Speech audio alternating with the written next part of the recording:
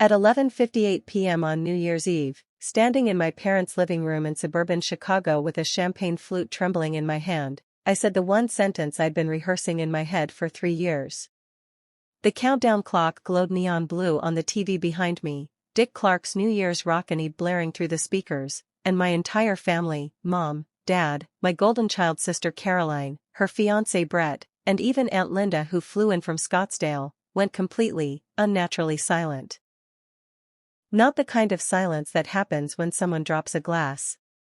The kind that happens when the truth finally gets spoken out loud and no one knows how to unsay it. My mother's smile froze mid-toast, her barefoot bubbly tilted at an angle like someone had paused her on a DVR. My father's hand hovered near his pocket, probably reaching for his phone to record Caroline's midnight kiss like he did every year, but he stopped.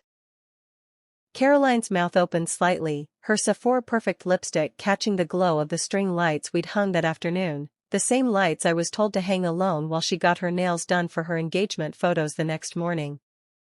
Brett, always the peacemaker, shifted his weight like a man realizing he'd walked into the wrong room at the worst possible time. I want to hear what you think is going to happen next. Drop your biggest guess in the comments below.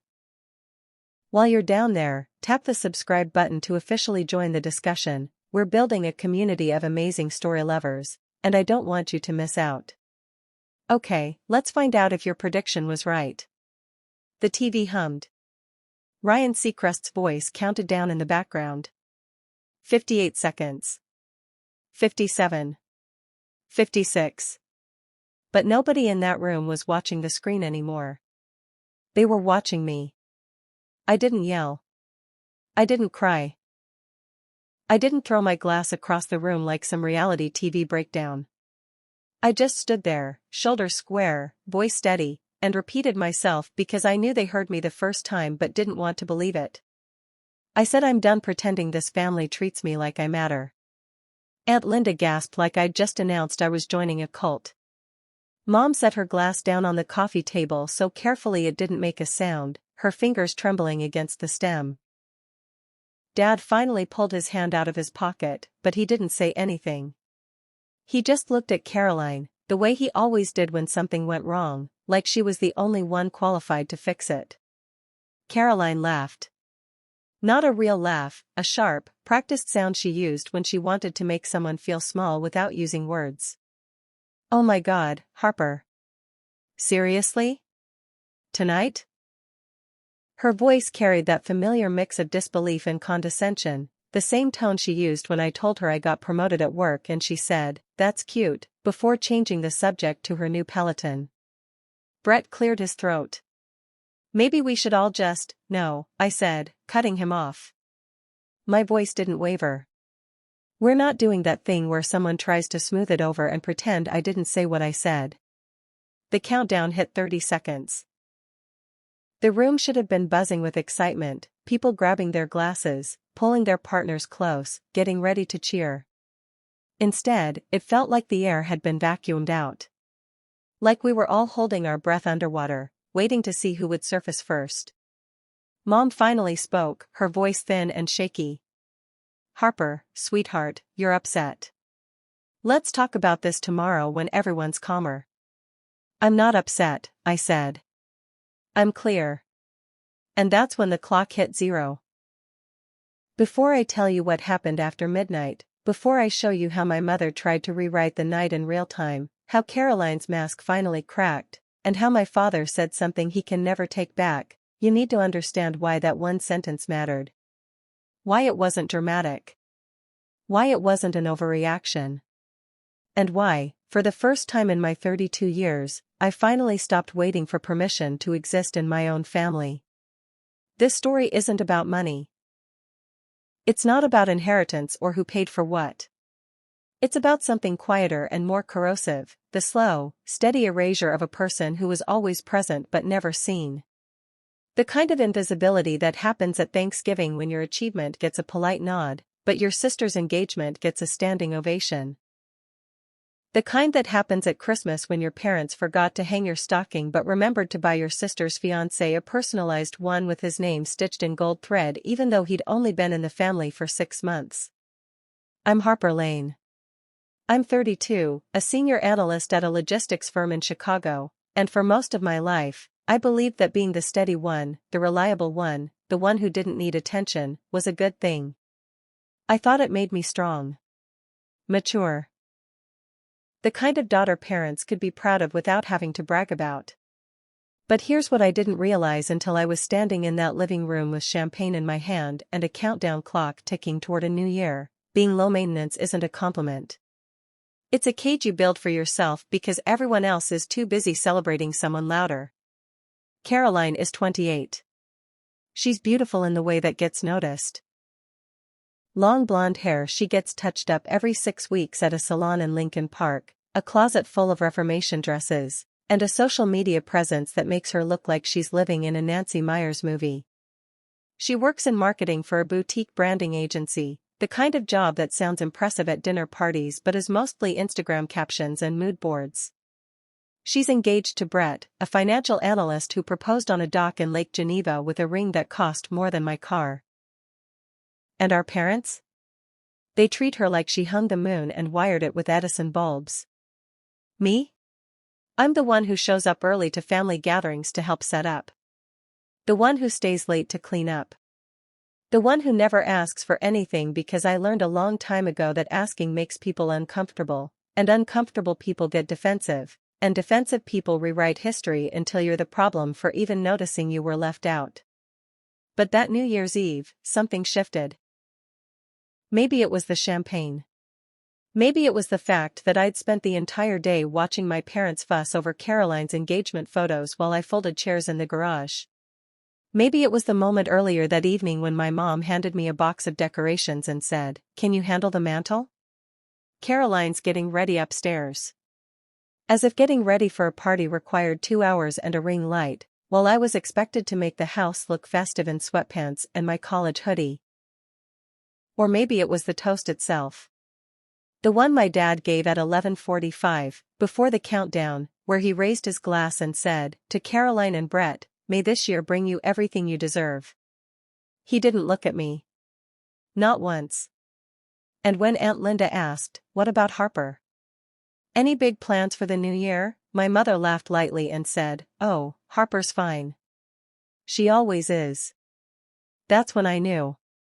I wasn't going to let midnight pass without saying what I should have said years ago. So here's what I'm about to show you, the moment the truth landed, the scramble to control it, and the line my family crossed that they can never uncross. The pattern didn't start on New Year's Eve. It started long before that, in 1,000 small moments that I didn't recognize as a pattern until they'd already carved a shape around me. The kind of shape that looks like love from the outside but feels like accommodation on the inside. And if I'm being honest, it probably started the day Caroline was born. I was 4 years old when my parents brought her home from Northwestern Memorial Hospital, wrapped in a pink blanket with her name embroidered in looping cursive.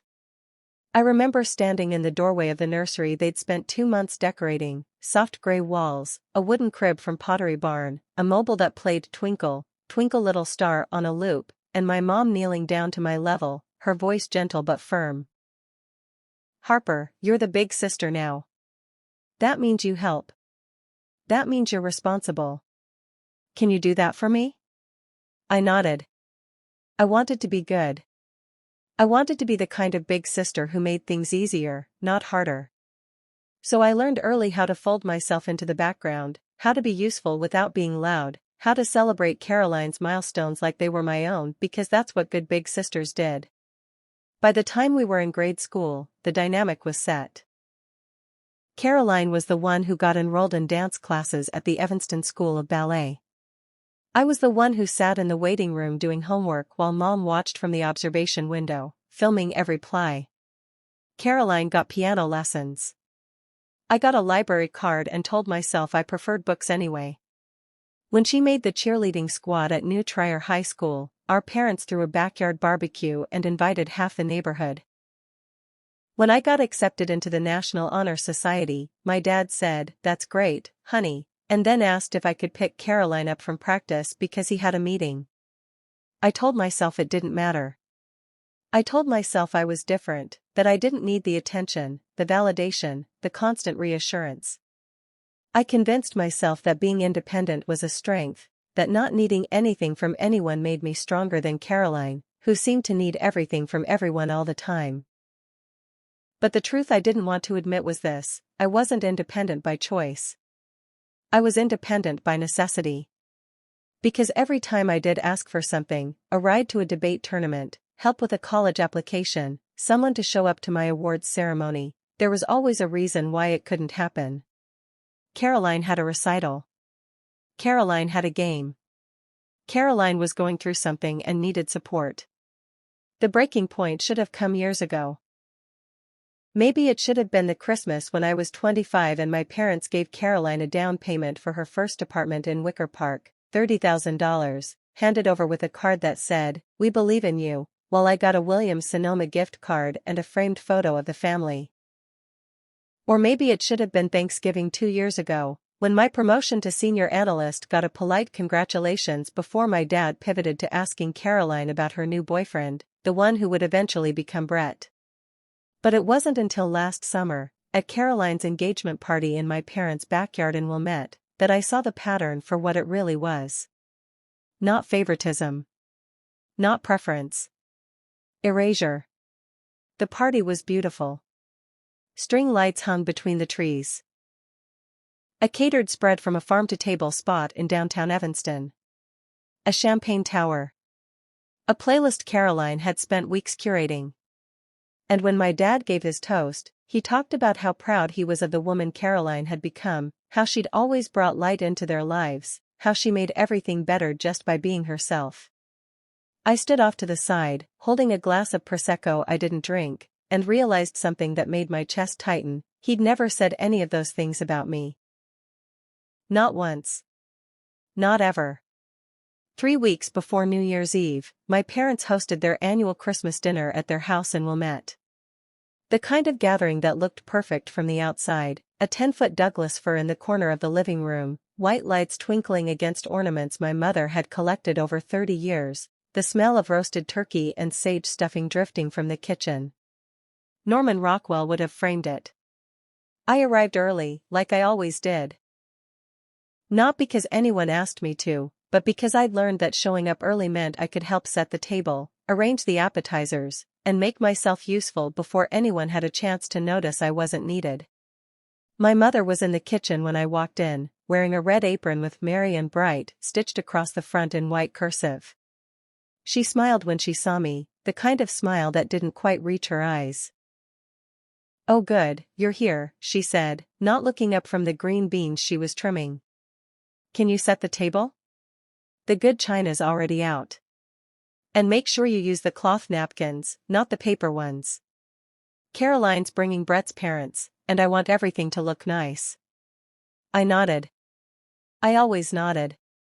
I grabbed the stack of plates from the counter and carried them into the dining room, where the table was already half-dressed in a cream-colored runner and gold candlesticks. I counted the place settings. 12. Mom, Dad, me, Caroline, Brett, Brett's parents, Aunt Linda, Uncle Paul, their 2 kids, and my grandmother. I set each plate carefully, folding the napkins into neat triangles the way my mother liked. When I finished, I stepped back to check the arrangement. It looked good. Balanced. The kind of table you'd see in a Crate and Barrel catalog.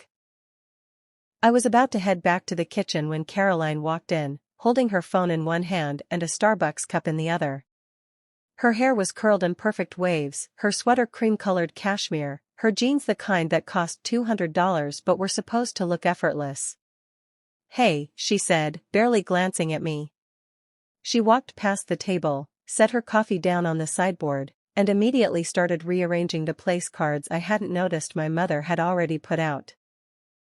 I watched her move me. Literally. She picked up the card with my name on it, white cardstock with gold calligraphy, the same as everyone else's, and slid it from the seat next to my grandmother to the far end of the table, tucked between Uncle Paul and his 10-year-old son, Jacob. Then she moved her own card to the seat I'd been in, right next to my grandmother, directly across from my parents. "What are you doing?" I asked, my voice careful, neutral. She didn't look up. Brett's parents need to sit near mom and dad. It's their first time meeting everyone. We can't have them stuck at the end. She said it like it was obvious, like I should have already known. So I'm stuck at the end, I said. She finally looked at me, her expression somewhere between confusion and mild irritation, like I was making a problem out of nothing. Harper, it's not a big deal. You don't care about stuff like this. And there it was. The phrase that had quietly ruled my entire life. You don't care, not as a question. As a fact. A decision someone else had made about me and repeated so many times it became true. I do care, I said. Caroline blinked. Then she laughed, light and dismissive, the same laugh she'd used on New Year's Eve. Okay, well, it's just one dinner. Don't make it weird. She walked out of the room before I could respond, her cashmere sweater disappearing into the kitchen where I could already hear her greeting my mother with a bright, warm hug. I stood there alone, staring at the table, at the place card with my name on it, shoved to the side like an afterthought. That night, during dinner, Brett's parents got the spotlight. My parents asked them about their vacation home in Door County, their recent trip to Napa, their thoughts on the wedding venue Caroline and Brett were considering. My grandmother asked me one question, how work was going.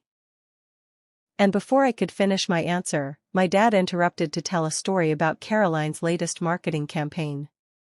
I sat at the far end of the table, next to a 10-year-old who spent the entire meal playing Minecraft on his iPad under the table, and realized something I should have realized years ago. I wasn't part of the family portrait. I was part of the frame. The week after Christmas, my mother called me while I was at my desk in the Loop, knee-deep in a logistics report that was due before the holiday break officially ended. I saw her name light up my phone and almost let it go to voicemail, but guilt, my oldest, most loyal companion, made me pick up. Hey, Mom, I said, toggling between spreadsheets. Harper, hi, sweetie. Her voice had that slightly rushed quality it always did when she was about to ask for something. I need a favor. I stopped typing. What's up? Caroline and Brett are flying to Cabo on the 28th for a little pre-wedding getaway, and their flight leaves at 6 in the morning. Brett's car is in the shop, and Caroline doesn't want to leave hers at O'Hare for a week because of the parking fees. Could you drive them to the airport? I stared at my screen, at the half-finished report, at the coffee going cold in my Northwestern mug. Mom, I'm working that day. I have a presentation at 9. Oh. A pause. Not the kind of pause that signals understanding. The kind that signals disappointment. Well, could you maybe go in a little late? It's just this once. Caroline's really stressed about the wedding planning, and this would be one less thing for her to worry about. One less thing for Caroline to worry about. I'd heard some version of that sentence my entire life. When she needed help moving into her apartment. When she needed someone to pick up her dry cleaning because she had a client meeting. When she needed me to cover her portion of my parents' anniversary dinner because she'd just been so busy. Mom, I can't, I said, keeping my voice steady. I've been working on this presentation for 2 weeks. I can't just push it back because Caroline doesn't want to pay for airport parking. There was a longer pause this time. Then, in a quieter voice, almost hurt. You know, Harper, it wouldn't kill you to be a little more flexible. Family helps family. Family helps family. The motto of my childhood. The unspoken contract I'd signed without ever reading the terms. I felt something tighten in my chest, sharp and familiar. I help all the time, I said. I know you do, honey. And we appreciate it. It's just, Caroline's going through a lot right now with the wedding, and you've always been so independent. You don't really need us the way she does. There it was again. The label. The box. The story they'd written about me so many times it had become canon. Harper doesn't need anything. Harper's fine. Harper can handle it. What if I did need you? I asked, the words slipping out before I could stop them. My mother laughed lightly, the way you laugh when someone says something absurd. Oh, Harper, don't be dramatic. You know what I mean. I didn't say anything. I just sat there, phone pressed to my ear, listening to the hum of Michigan Avenue traffic 15 floors below. So can you do it or not? She asked, her tone shifting back to practical, efficient, already assuming I'd say yes because I always said yes. No, I said. I can't. Another pause. This one colder. Fine. I'll figure something else out. She hung up before I could say anything else. 2 hours later, my phone buzzed with a text from Caroline. Caroline ****, seriously? You couldn't just help us out for one morning? Mom's upset ***. I stared at the message, at the casual accusation, at the assumption that my life, my job, my schedule should bend around hers like it always had. I typed and deleted 3 different responses before finally sending. Me ******, I have work.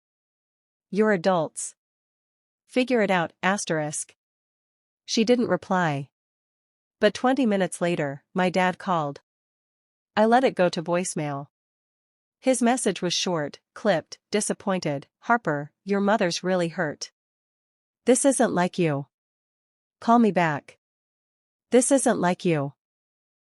Another version of the same script. The Harper they knew didn't say no. The Harper they knew absorbed inconvenience, rearranged her life, smiled through it, and asked for nothing in return. But that Harper, the one who believed being low maintenance would eventually be rewarded with the same care and attention they gave Caroline, was starting to crack. And by New Year's Eve, she'd be gone completely. On the afternoon of New Year's Eve, before the party, before the champagne, before the sentence that would split my family down the middle, I sat alone in my apartment in Lakeview, staring at a text I'd drafted but couldn't bring myself to send.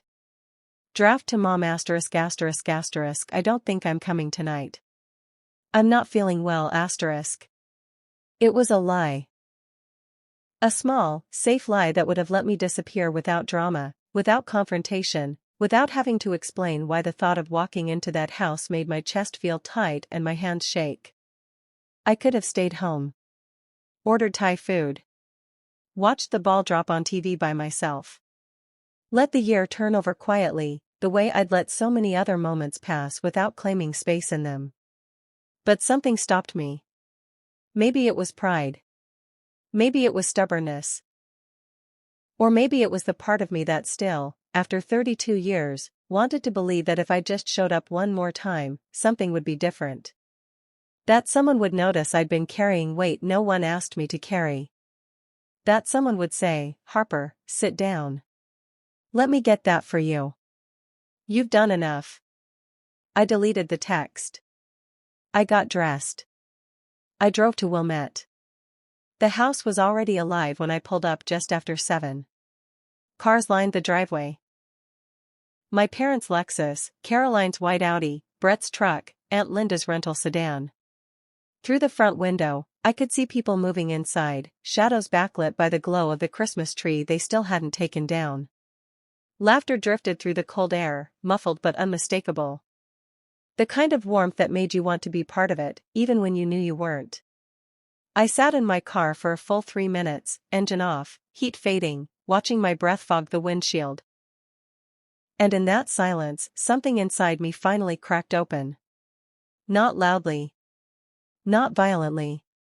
Just a quiet, irreversible split, like ice breaking under weight it was never supposed to hold.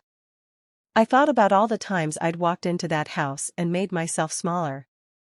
All the times I'd swallowed the hurt when my accomplishments were met with distracted nods while Caroline's were met with applause.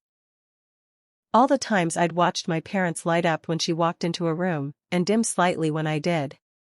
All the times I told myself it didn't matter because I didn't need the attention, didn't need the validation, didn't need anything from anyone.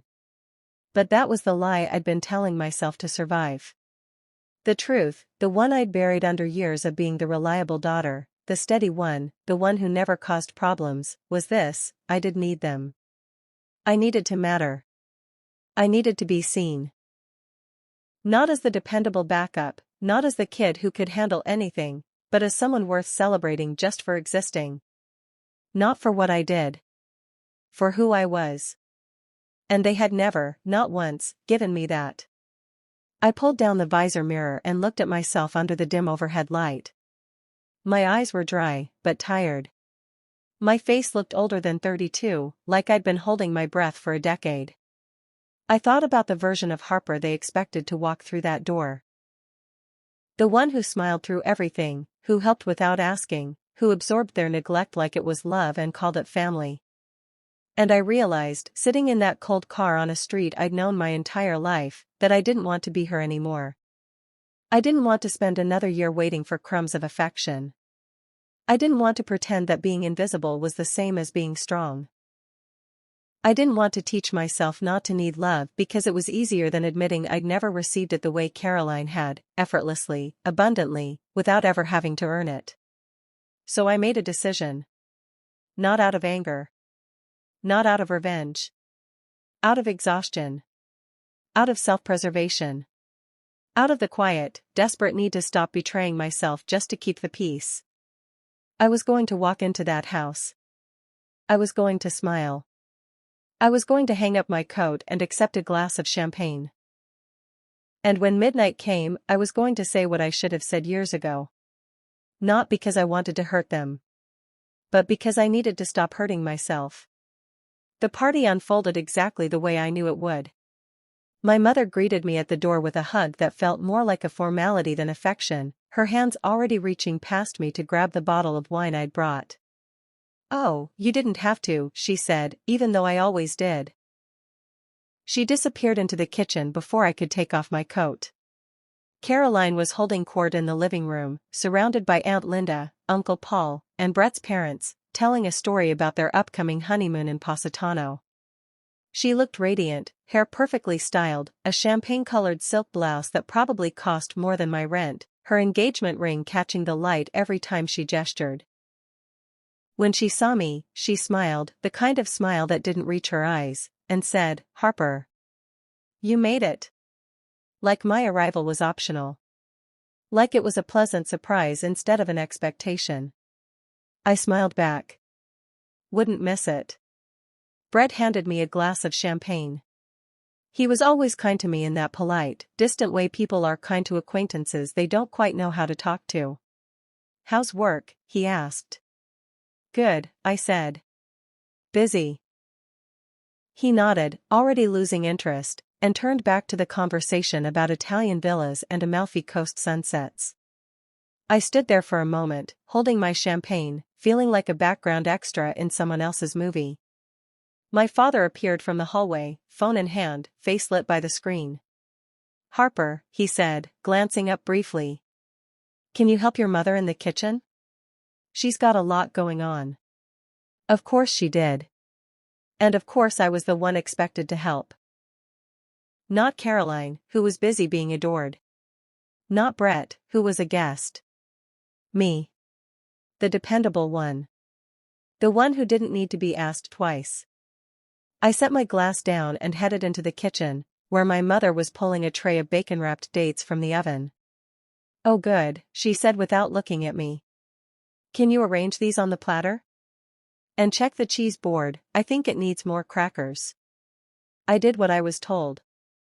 I always did. I arranged the dates. I added crackers. I refilled the water pitcher no one had asked for. And the entire time, I could hear Caroline's laughter drifting from the living room, bright and easy, the sound of someone who had never once wondered if she mattered. Around 10:30, as the party shifted into its final hour before midnight, Uncle Paul cornered me near the fireplace.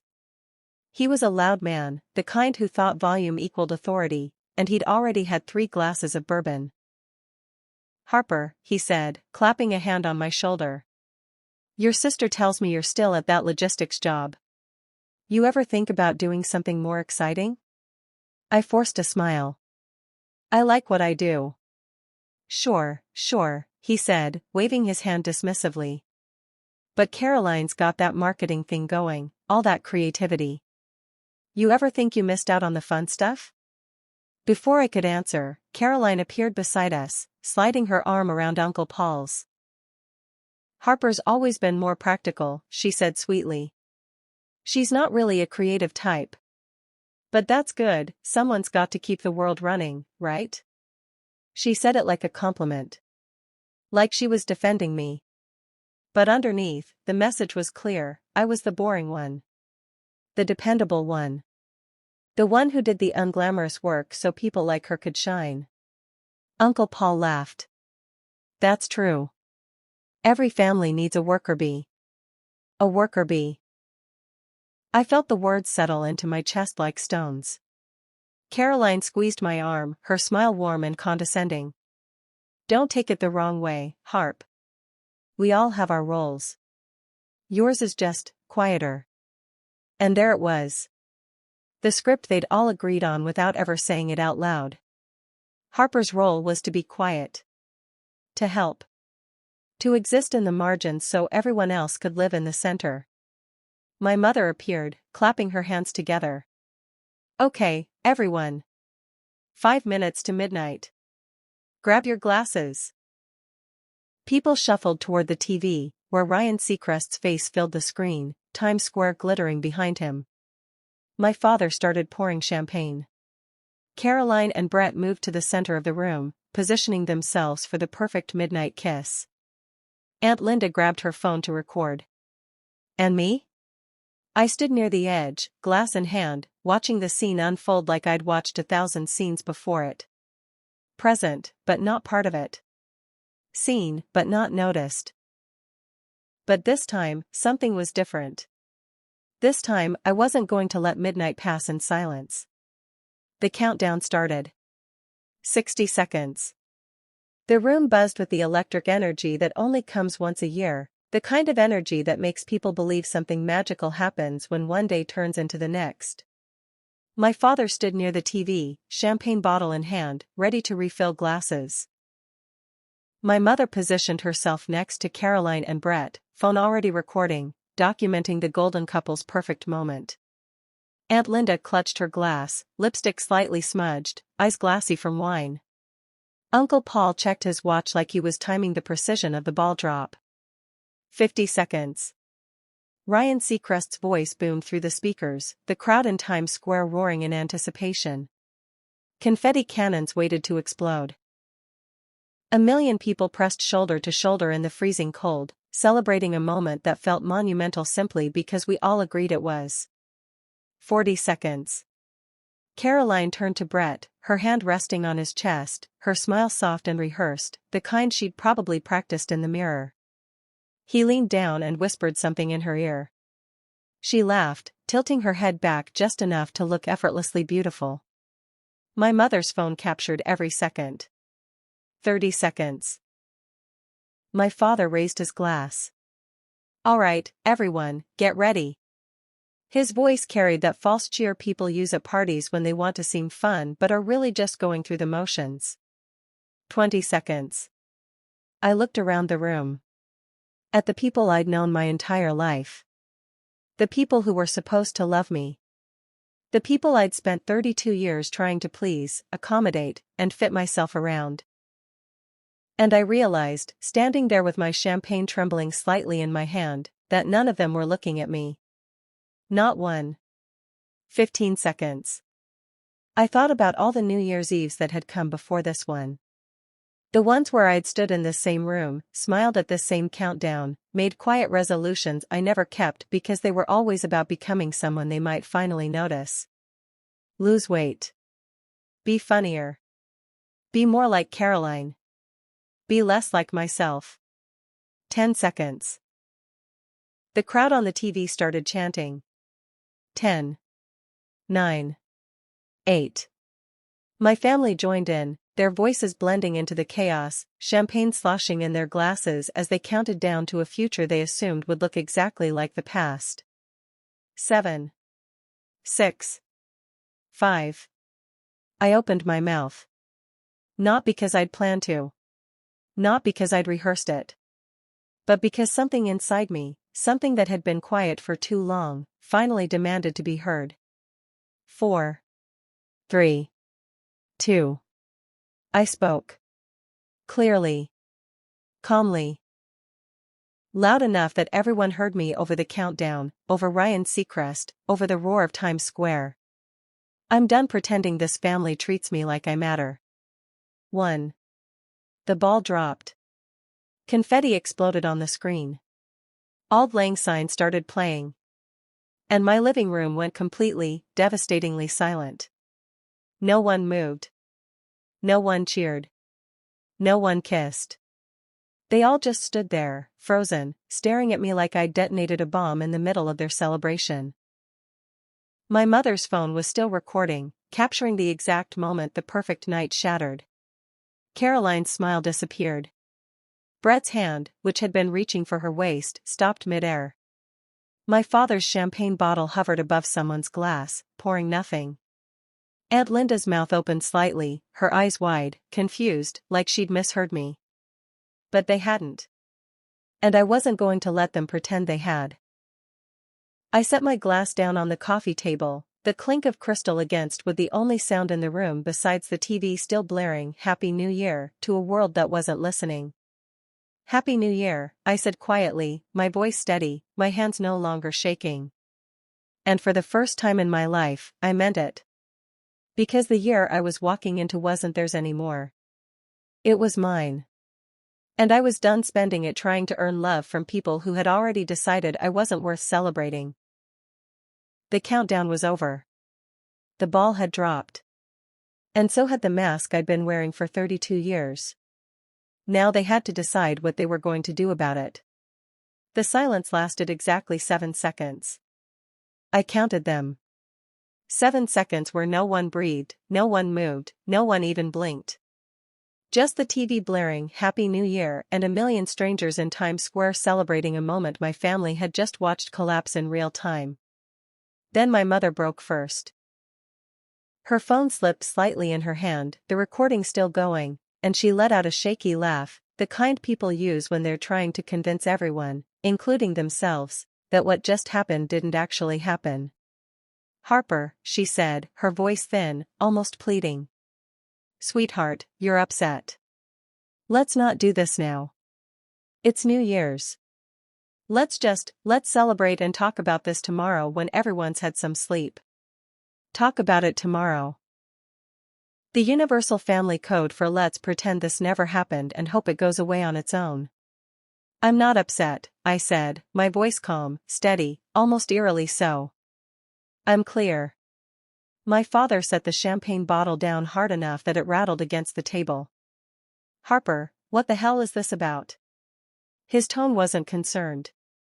It was irritated. Like I'd interrupted something important. Like I was the problem. It's about the fact that I've spent my entire life being invisible in this family, I said. And I'm done. Caroline finally found her voice. She stepped forward, arms crossed, her perfect champagne blouse catching the light from the Christmas tree. Oh my God, Harper. Are you seriously doing this right now? On New Year's Eve? In front of everyone? Yes, I said simply. Her face flushed. You're being dramatic. You always do this. You make everything about you when it's supposed to be about something else. I almost laughed. I would have if it wasn't so painfully absurd. When have I ever made anything about me, Caroline? Name one time. She opened her mouth. Closed it. Opened it again. Nothing came out. Brett shifted uncomfortably, glancing between us like he was trying to calculate the safest exit strategy. Aunt Linda took a long sip of her champagne, suddenly very interested in the ceiling. Uncle Paul muttered something under his breath about family drama and stepped toward the kitchen. My mother tried again, her voice softer now, almost wounded. Harper, we love you. You know that. We've always loved you. No, I said. You've always needed me. There's a difference.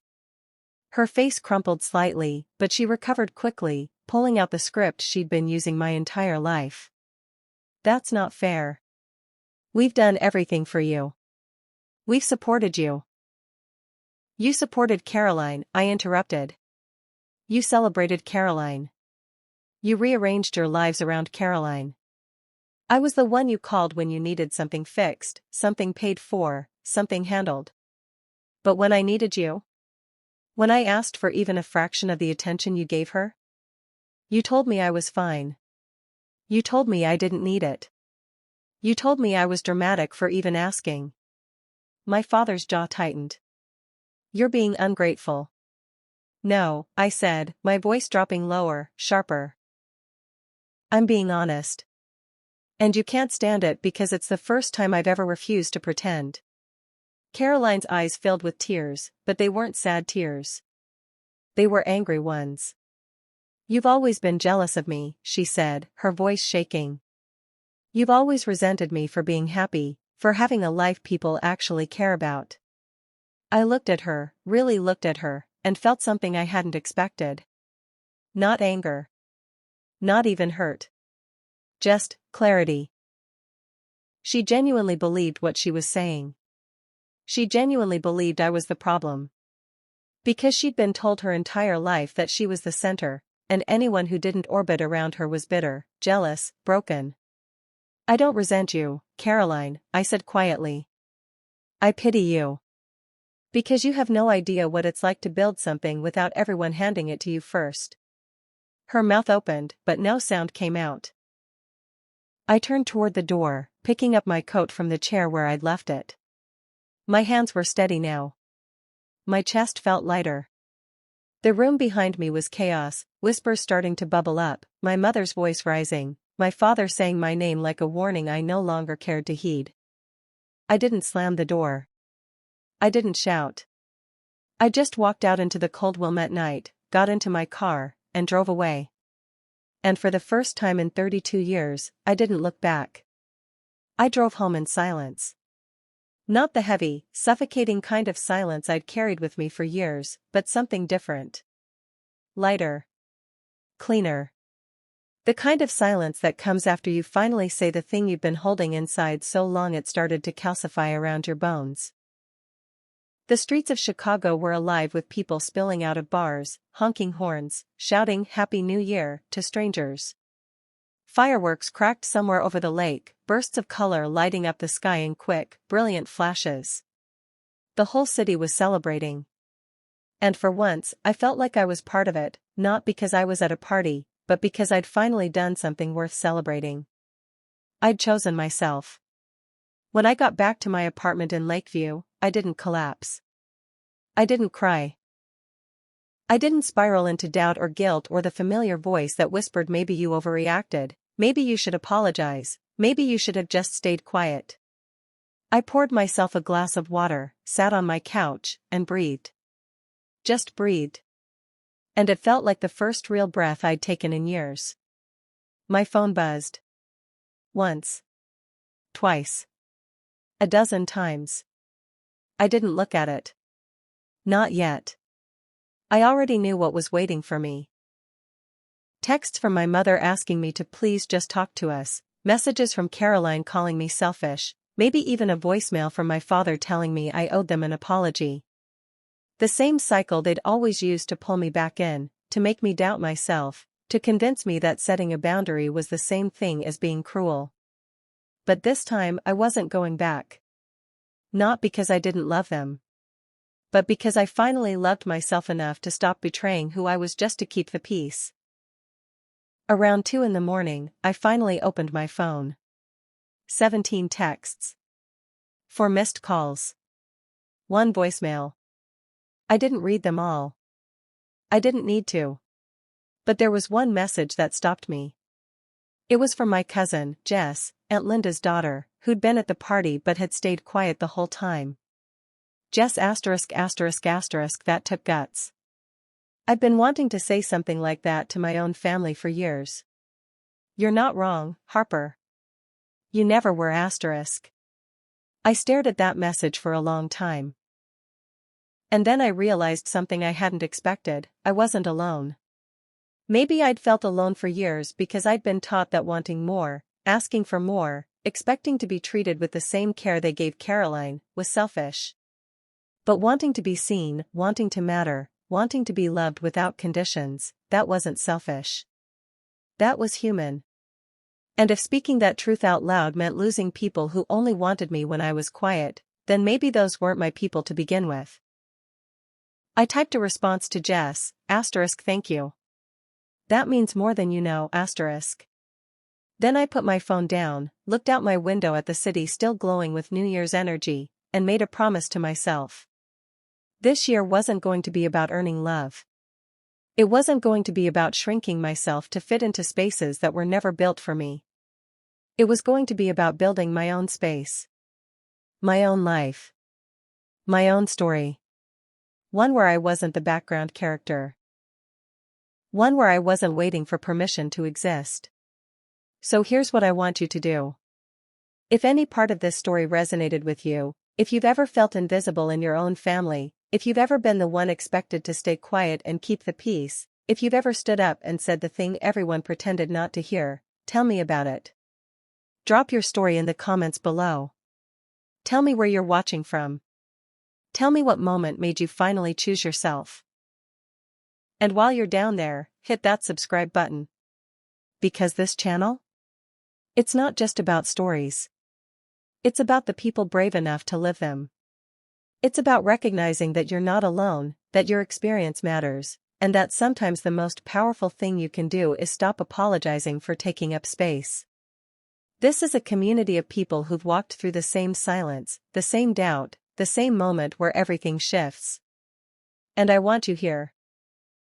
I want to hear your voice. Because your story, the one you've been too afraid to tell, the one you think no one will understand, it matters. So comment. Subscribe. Share this with someone who needs to hear it. And let's build something together. Something louder than the silence we were taught to accept. Something truer than the roles we were told to play.